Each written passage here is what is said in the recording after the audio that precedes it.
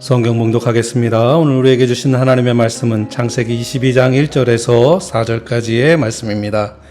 그 일 후에 하나님이 아브라함을 시험하시려고 그를 부르시되 아브라함아 하시니 그가 이르되 내가 여기 있나이다.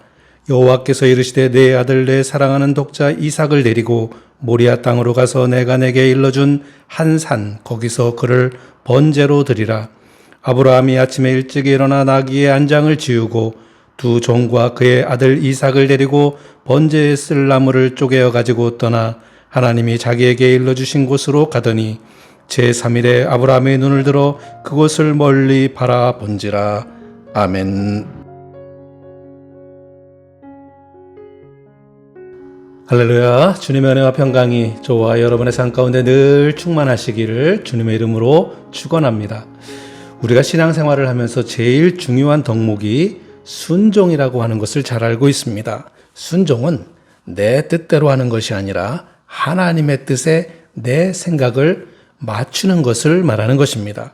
이처럼 하나님의 뜻에 내 생각을 맞춰야 하는데 가끔 우리는 하나님의 생각이 잘못된 것 같은 느낌이 들 때가 있습니다. 아무리 생각을 해봐도 하나님께서 뭔가 잘못 생각하신 거 아닌가 하는 생각이 드는 것입니다. 그런 느낌이 들 때면 어떻습니까? 순종하기가 어렵죠. 요나가 그랬습니다. 하나님께서는 요나에게 이스라엘을 괴롭히는 아시리아의 수도 니느웨로 가서 그들의 악행이 하나님께 상달되었음을 알리라는 그런 소명을 받게 되었습니다. 한마디로 니느웨 백성들에게 회개하라고 외치라는 것입니다. 그런데 요나는 생각했습니다. 분명 하나님께서 잘못 생각하시는 거야. 어찌 이스라엘의 적에게 자비를 베풀 수 있겠어 하면서 니느웨 백성들은 회개가 아니라 멸망을 받아야 될 놈들이라고 그렇게 하면서 하나님의 명령에 불순종하고 니느웨라고는 정반대로 이 다시스로 방향을 잡았습니다. 결국 노아는 하나님께 불순종한 결과 안 해도 될 고난을 겪게 되었습니다. 우리의 삶도 돌아보면 괜히 내 생각을 고집하다가 안 해도 될 고난을 겪은 적이 있지 않습니까? 신앙생활에서는 하나님의 말씀에 순종하는 것이 가장 좋은 길이고 가장 빠른 길이고 가장 잘 되는 길이고 가장 복된 길인 줄로 믿습니다. 그래서 성경을 보면 믿음이 강조되어 있고 그 다음으로 유독 강조하고 있는 것이 바로 순종입니다. 믿음의 조상 아브라함에게도 늘 따라다닌 수식어가 믿음과 함께 순종이었습니다. 하나님은 아브라함에게 고향과 친척과 아비집을 떠나 보여줄 땅으로 가라라고 했을 때에 믿음으로 순종했습니다. 그것이 우리가 아는 아브라함의 대표적인 순종이고 아브라함의 순종의 하이라이트는 바로 오늘 본문에 기록된 하나님께서 아브라함에게 아들 이삭을 바치라고 했을 때에 순종한 그 순종이라고 할 수 있을 것입니다. 오늘 아브라함의 순종을 통해서 우리의 신앙생활에서의 순종은 어찌해야 하는지를 한번 살펴보고 순종이 축복의 길임을 깨닫는 그런 은혜의 시간이 되시기를 바랍니다. 하나님은 아브라함에게 모리아 산에 가서 아들 이삭을 번제로 바치라고 말을 했을 때에 아브라함이 그 말씀을 듣고 어떻게 반응했는지에 대해서는 성경에 기록이 없기 때문에 잘 알 수는 없지만 우리 나름대로 추측은 할 수 있을 것입니다. 아브라함의 심리적인 상태는 상상도 못할 정도로 혼란스러웠을 것입니다. 아마도 그 밤에 아브라함은 한잠도 못 잔 채 그야말로 뜬 눈으로 밤을 지새우며 고민을 했을 것입니다.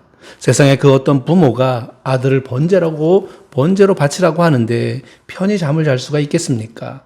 사실 하나님의 말씀이 이 상식에 맞는 그런 명령이십니까? 지나가는 사람 그 누구를 붙잡고 물어봐도 100명이면 100명 다 미쳤냐라고 말을 할 것입니다. 어찌 보면 이 순종하는 것이 가장 비상식적인 그런 행동이 되는 것입니다. 그런데 성경을 보면 아브라함은 아침 일찍 일어나 준비를 마치고 이삭을 데리고 길을 떠났다라고 그랬습니다. 밤새 고민하느라고 한잠도 못 잤을 텐데 아침 일찍 일어나 길을 떠났습니다. 아브라함이 아침에 일찍 일어나 나귀의 안장을 지우고 두 종과 그의 아들 이삭을 데리고 번제에 쓸 나무를 쪼개어 가지고 떠나 하나님이 자기에게 일러주신 곳으로 가더니 사실 아브라함이라고 하는 사람은 잘 이해가 가지 않는 사람입니다. 아니, 뭐 좋은 일이라고 아침 일찍부터 준비하고 떠났을까요? 하나님이 아침 일찍 출발하라고 하시지도 않았는데 그 다음날 떠나도 충분할 텐데 뭐가 그리 급하다고 아침 일찍 길을 떠났을까? 그것은 즉각적으로 행동에 옮겼다라는 것입니다. 즉각적인 순종을 했다라는 것입니다. 우리가 성경을 잘 보다 보면 아브라함에게 있어서 한 가지 발견하게 되는 것이 있는데 뭐냐면 하나님의 말씀에 대해서 순종할 때에 그 부분에 대해서 고민했다라는 말이 없다라는 것입니다. 망설였다라는 것이 없습니다. 이럴까 저럴까 고민했다라고 하는 내용이 없습니다. 아브라함은 순종에 있어서 언제나 즉각적인 사람이었음을 보여주고 있는 것입니다. 맨 처음 창세기 12장에서 너는 너의 고향과 친척과 아버지의 집을 떠나 내가 내게 보여줄 땅으로 가라라고 했을 때에도 고민했다라는 표현 하나 없이 즉각적으로 따랐음을 보여주고 있습니다. 이에 아브라함이 여호와의 말씀을 따라갔고 롯도 그와 함께 갔으며 아브라함이 하란을 떠날 때에 75세였더라. 이에 아브라함이 여호와의 말씀을 따라갔다. 이에라는 것은 그 말씀의 곧바로라고 하는 뜻입니다. 아브라함은 하나님의 말씀에 망설이거나 지체하거나 하는 것 없이 언제나 즉각적으로 행하는 순종의 사람이었다라는 것입니다. 그러고 보면 아브라함이 가지고 있는 이 별칭인 믿음의 조상이라고 하는 그 칭호는 순종으로부터 얻어진 그런 결과라 할 수 있을 것입니다.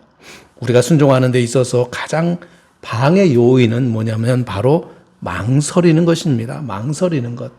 왜 망설입니까? 내 생각이 들어가기 때문입니다. 이게 아닌 것 같은데 그러면 어떻습니까? 순종하기가 어려워지는 것입니다. 나를 돌아보기 시작하면 순종하기가 어렵습니다. 전쟁터에서 사단장은 전체의 전황을 살피면서 이 각 부대에 이제 명령을 내리게 되는데 그러다 보면 몇몇 부대는 희생을 각오하고 명령을 내리는 경우가 있습니다. 근데 그 명령을 받아든 대대장이 이것은 아닌 것 같은데 하면서 자신만을 생각하면서 명령에 순종하지 않으면 사단 전체가 어려움을 겪을 수 있고 전장에서 질 수가 있는 것입니다. 아무리 사단장의 명령이 불합리하고 자기의 판단에 안 맞는 명령이라 할지라도 그 명령에 순종해야 군인이라 할 수 있는 것입니다. 아브라함은 이 이삭을 바치라고 하는 말을 듣고 아마 밤새 고민을 했을 것입니다. 그렇게 밤새 고민을 하고 그래 하나님의 말씀이니 순종해야지 했다가도 아침이 되면 생각이 바뀔 수가 있는 거잖아요. 아마 아브라함도 그랬지 않았을까 생각이 되어집니다. 그래서 생각이 바뀌기 전에 실행에 옮긴 것으로 보입니다. 어쩌면 아내 사레가 일어나기 전에 집을 떠났을 수도 있습니다. 만약에 사레와 이 일에 대해서 상의를 했다면 어떻게 되었을까요? 아브라함이 길을 떠날 수 있었을까요? 아마도 사레가 난리가 났을 것입니다. 나를 죽이고 가라. 죽으면 죽었지 절대로 이삭을 보낼 수 없다 하면서 아마 난리가 났을 것입니다. 사레는 이해하지 못했을 것입니다. 또한 친구들에게 이 일을 상의를 했다면 어땠을까요? 아마도 아브라함에게 미쳤다고 말하면서 말렸을 수도 있었을 것입니다. 사레는 아브라함이 이삭을 바치려고 모리아의 산에 갔던 사실을 아마도 일주일이 지나서 돌아와서 이야기해 준 다음에 알지 않았을까 생각이 되어집니다. 그 이야기를 들은 사레는 어떤 반응을 보였을까요? 사레는 얼마나 놀랐을까요? 비록 이삭이 무사히 돌아오기는 했지만 아마도 큰 충격을 받지 않았을까요? 오늘 이삭을 바치라는 이야기가 창세기 22장에 기록되어 있는데 그 다음 장인 창세기 23장 1절을 보면 갑자기 사레가 죽는 겁니다. 왜 죽었는지 설명이 없이 이제 이렇게 기록이 되어져 있는데 유대 랍비들은 아마도 사레가 너무 큰 충격을 받아서 죽게 된 것이 아니겠냐고 그렇게 가르친다고 봅니다. 이런 일련의 이야기들을 종합해 보면 아브라함이 아침 일찍 집을 떠나지 않았다면 아브라함은 모리아산에 가지 못했을 것입니다. 하나님의 명령에 대해서는 다른 사람들과 상의를 해서 모두가 다 합리적으로 옳다, 따라야 한다라고 의견 일치를 보았을 때 따라야 하는 것이 아닙니다. 아브라함처럼 즉각적으로 순종해야 하는 것입니다. 순종하겠다고 결심했다가도 못하는 경우가 있잖아요. 왜 그렇습니까? 차일피일 미루다가 그렇게 되는 경우가 많습니다. 말씀을 들었다면 즉각적으로 순종해야 하는 것입니다. 아브라함은 모리아 산으로 가기 전에 준비한 것이 있었습니다. 하나님께서 이삭을 번제로 바치라고, 번제로 드리라고 했기 때문에 번제에 쓸 나무를 쪼개어 가지고 떠났다라고 했습니다. 그런데 왜 집에서부터 장작을 준비해서 갔을까요? 사흘길이라고 그랬는데 가다가 준비해도 되었을 텐데 처음부터 짊어지고 가지 않아도 산에 가면 얼마든지 나무가 있었을 텐데 왜 3일길을 준비해서 가지고 갔을까요? 아브라함이 있던 이 부엘세바에서 밑에 남쪽으로 가는 길이라면 장작을 준비해 가는 것이 맞습니다. 그건 이해가 되어집니다. 남쪽은 그 네게부 광야라서 나무가 자랄 수 없는 곳이기 때문에 준비해서 지고 가야 하겠지만 이 모리아산은 이 부엘세바의 북쪽인 지금의 이 예루살렘이기 때문에 그래도 나무가 있는 곳이기 때문에 그리고 산으로 가는데 집에서부터 굳이 나무를 준비해 갈 필요는 없었습니다. 또한 보통 이 아브라함이 이 모리아산이 있는 이 예루살렘으로 가려면 이 부엘세바에서 헤브론을 거쳐서 예루살렘으로 갔을 것으로 보이는데 대략 한 50km 정도 되는 그런 거리입니다. 그렇다면 제3일에 도착했으니까 하루에 한 20km씩 걸어왔던 것이고 제3일쯤 되는 해에 아마 오후쯤에 이 모리아산 근처에 도착한 것으로 보입니다. 이 부엘세바라고 하는 것은 평지입니다. 평지. 근데 그 위로 올라가서 이제 헤브론과 예루살렘으로 가는 길은 이 800m의 그야말로 광야 산책길이라서 계속 올라가야 하는 길이기 때문에 아마 하루에 20km를 갔다라고 하는 것은 부지런히 갔다라는 것을 말하는 것입니다. 아니, 뭐 좋은 것이 있다고 아브라함은 그렇게 부지런히 갔을까요? 아마도 아브라함 입장에서는 다른 생각을 하지 않기 위해서 마음이 변하지 않도록 하기 위해서 그러지 않았을까 생각이 되어집니다. 처음에 아침 일찍 떠난 것도 그렇고 미리 장작을 준비한 것도 이리저리 눈을 돌려서 나무를 하다 보면 다른 생각이 들지 않겠습니까? 가는 길도 지체될 것이고 그러다 보면 다른 생각이 들지 않겠냐고요. 그렇게 아브라함은 순종하기 위해서 다른 것에 마음을 빼앗기지 않으려고 다른 생각을 하지 않기 위해서 장작도 미리 준비하고 서둘러서 길을 걸어 갔던 것입니다. 사실 하나님은 부엘세바에서 그 자리에서 바치라고 하셨을 수도 있었을 텐데 굳이 3일 길을 가서 아들을 바치라고 하셨을까요? 그것은 아브라함을 시험하기 위해서였습니다. 모리아산에서 이삭을 바치라는 것도 사실은 시험하시기 위해서였습니다. 시험을 위한 완벽한 상황을 만드시기 위해서 그렇게 하신 것입니다. 그런 시험에 대해 아브라함은 주위의 시선을 빼앗기지 않기 위해서 장작을 미리 준비하고 부지런히 그 힘든 광야 산지의 길을 걸어 갔던 것입니다. 물론 그렇게 하고 갔다고 해도 중간중간에 얼마나 유혹이 많았겠습니까? 어쩌면 아브라함은 사흘 내내 유혹과 싸워야 했을 것입니다. 사흘 내내 아브라함은 계속해서 시험을 치르고 있었다 해도 과언이 아닐 것입니다. 우리라면 그 사흘 길을 끝까지 갈 수 있었을까요? 그런데 끝까지 순종하는 것이 중요합니다. 하루나 이틀 후에 다시 돌아갔다면 반은 순종한 것으로 인정을 받을 수 있을까요? 아닙니다. 반쯤만 순종하는 것은 순종이 아닙니다. 끝까지 순종하는 것이 순종입니다. 순종하기로 결단하는 것도 어렵지만 끝까지 순종하는 것 또한 어려운 일인 것입니다. 순종하기로 결단했다면 끝까지 순종하는 인내를 갖게 되시기를 주님의 이름으로 축원합니다. 저는 이 아브라함이 이삭을 바치는 이 이야기를 읽다 보면 자연스럽게 이 예수님의 이야기와 겹쳐져서 읽어집니다. 이는 아마 저만 그런 것이 아니라 많은 신앙의 선조들도 그렇게 읽어왔고 이 이야기는 예수님의 십자가 사건을 예표하는 것으로 해석되고 있습니다. 하나님이 이삭을 바치라고 했을 때 이 이삭은 어떤 아들입니까? 하나뿐인 외아들입니다. 아브라함은 그 아들을 얻기 위해서 모든 것을 다 포기하고 고향과 친척과 아버지 집을 떠나서 오지 않았습니까?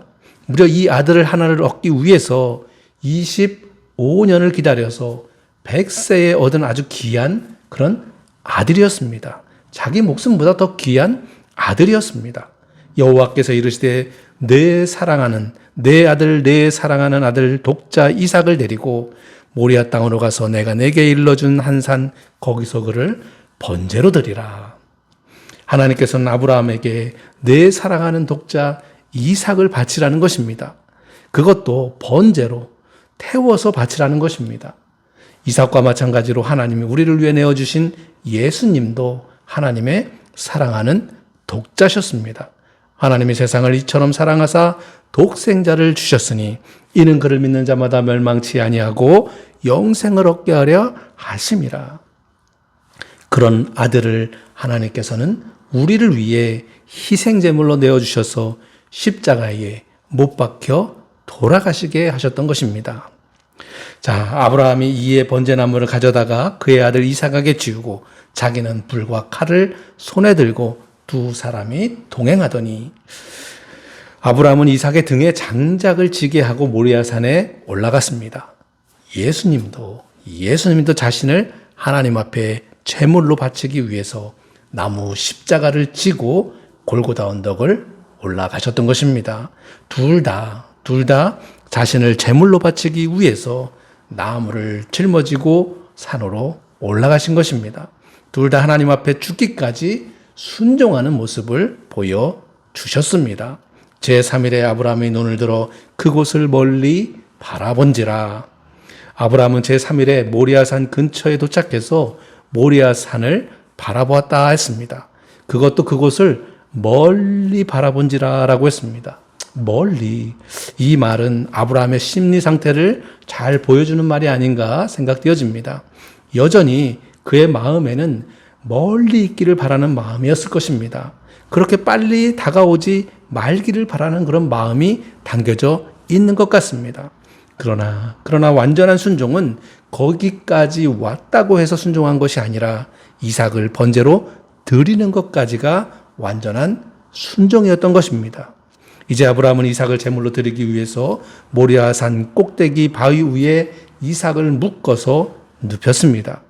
그때 이삭은 그 자리에서 죽음을 경험했습니다. 아니, 사실은 이삭은 제물로 드려지기 위해서 집을 떠날 때 그는 이미 죽은 목숨이었습니다. 이미 아브라함이 이삭을 제물로 바치기로 한 그 순간 아브라함에게 있어서 이삭은 이미 죽은 것이나 다름이 없었습니다. 그런데 그가 사흘 만에 다시 살아나는 경험을 한 것입니다. 하나님께서 급하게 아브라함의 손을 막으신 것입니다. 그가 하나님이 능히 이삭을 죽은 자 가운데서 다시 살리실 줄로 생각한지라 비유컨대 그를 죽은 자 가운데서 도로 받은 것이니라. 이 믿음장이라고 불리우는 이 히브리서 11장을 보면 죽은 자 가운데서 도로 받았다라고 해석하고 있습니다. 모리아산 사건을 통해서 이삭은 죽음과 부활을 모두 경험한 것입니다. 마치 예수님처럼 말입니다. 아브라함은 능히 이삭을 죽은 자 가운데서 다시 살리실 줄로 생각했다라고 했습니다. 그의 믿음을 단적으로 보여주는 말씀이라고 생각하는데 그동안 하나님은 아브라함에게 수차례 이삭을 통해서 이 하늘의 별처럼 바다의 모래알처럼 많은 후손을 주시겠다고 약속을 하셨었습니다. 그 약속을 굳게 믿고 있었기에 아브라함은 설령 이삭이 죽을지라도 하나님이 다시 살려주실 것이라는 것을 믿고 있었던 것입니다. 이삭이 재물이 어디 있느냐라고 물었을 때에 아브라함이 하나님이 준비하실 거야 라고 말한 것은 그냥 나온 말이 아니라 믿음에서 나온 말인 줄로 믿습니다. 아브라함이 믿음으로 순종하기 전에는 사실 아브라함은 하나님과 협상할 수도 있었을 것입니다. 협상의 내용은 이겁니다. 하나님, 이삭을 번제로 바치라고 한다면 지금까지 약속하신 것은 무엇입니까? 이삭을 바치면 그 약속이 다 무너지는 것인데 그러면 하나님의 하나님 되심을 어찌 증명하실 수 있으시겠습니까? 하면서 하나님께 내 논리대로 증명해달라고 협상할 수도 있었을 것입니다. 그러면서 하나님께서 하나님 되심을 나타내시려면 이 아들 이삭을 번제로 바칠 것이 아니라 살려주셔야 되지 않겠습니까? 라고 요구할 것입니다. 지금까지 여기로 오는 그 순종만으로도 충분했다라고 그렇게 칭찬을 해주시고 그냥 이제 그만하시죠 라고 협상할 수도 있었을 것입니다. 그게 합리적이지 않겠습니까? 그게 우리의 상식에, 우리의 이치에 맞지 않겠습니까? 근데 아브라함은 그렇게 안 했다는 것입니다. 하나님이 이삭을 바칠 때 요구한 방식이 무엇입니까? 번제입니다. 번제는 짐승을 죽여서 각을 떠서 다시 제단 위에 올려서 불로 태우는 것을 말하는 것입니다. 완전히 태우는 것을 말하는 것입니다. 하나님은 아브라함에게 아들 이삭을 그렇게 죽여서 각을 떠서 태우시라는 것입니다. 태워서 드리라는 것입니다. 도저히 받아들이기 어려운 명령을 하신 것입니다. 그런데도 아브라함은 그렇게 하려고 했습니다. 그렇게까지 순종하려고 했습니다. 하나님께서 약속하셨기 때문입니다. 우리가 하나님 되심을 보여달라고 주장하지 않아도 하나님께서는 우리의 상식과 우리의 생각에 합리적이지 않아 보여도 순종하면 반드시 하나님 되심을 보여주실 것이라고 아브라함은 믿었기 때문에 순종한 것입니다. 그런 의미에서 아브라함은 그 어떤 말도 안 되는 말씀도 믿고 그 어떤 말도 안 되는 말씀에도 믿고 순종하니 하나님께서 하나님 되심을 보여주셔서 아브라함을 축복의 사람으로 삼아 주신 것입니다. 2023년도를 살아가는 우리도 말도 안 되는 말씀을 하시지 말라라고 그렇게 우길 것이 아니라 말도 안 되는 말씀에도 순종해서 하나님께서 하나님 되심을 우리에게 보여주시는 놀라운 축복을 경험하는 한 해가 되시기를 축원합니다. 그런 믿음과 순종으로 인한 축복을 누리시는 우리 모두가 되시기를 주님의 이름으로 다시 한번 축원합니다. 기도하겠습니다. 사랑과 은혜의 주님, 한 해를 시작하면서 아브라함처럼 주님에 대한 굳건한 믿음으로 시작하게 하시되 아브라함처럼 그 어떤 주님의 말씀에도 순종함으로 주님이 주시는 놀라운 축복을 경험하는 한 해가 되도록 인도하여 주시옵소서. 예수 그리스도의 이름으로 기도드리옵나이다. 아멘.